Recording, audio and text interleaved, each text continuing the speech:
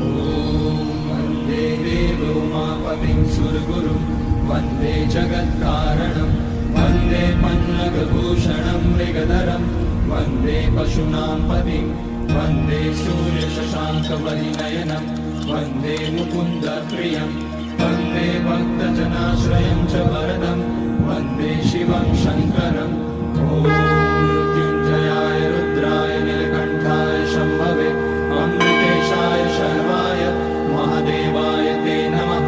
नमस्तेऽस्तु भगवन् विश्वेश्वराय महादेवाय त्र्यम्बकाय त्रिपुरान्तकाय त्रिकाग्निकालाय कालाग्निरुद्राय नीलकण्ठाय मृत्युञ्जयाय सर्वेश्वराय सदाशिवाय श्रीमान् महादेवाय नमः।